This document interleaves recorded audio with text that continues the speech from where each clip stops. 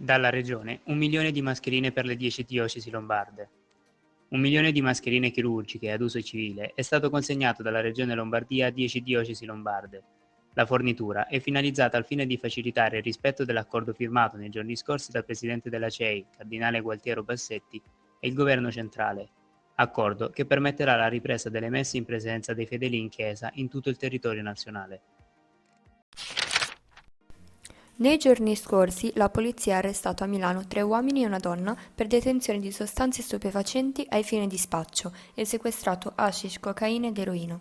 Lunedì 11 maggio gli agenti della squadra mobile, nell'ambito di servizi antispaccio in zona Monforte Vittoria, hanno notato un uomo con fare sospetto dirigersi frettolosamente nel cortile interno di uno stabile di Piazzale Cuoco per essere subito dopo raggiunto da un uomo che gli ha ceduto qualcosa dietro corrispettivo di una somma di denaro.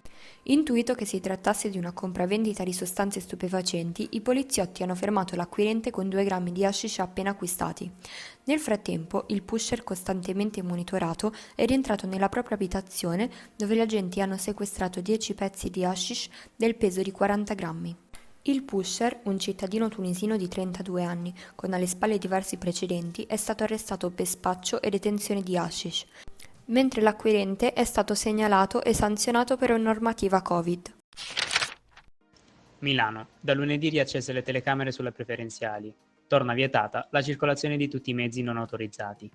Con il graduale ritorno alla normalità, allo scadere delle misure emergenziali adottate, cresce il traffico dei veicoli privati e si rende dunque necessario proteggere il trasporto pubblico.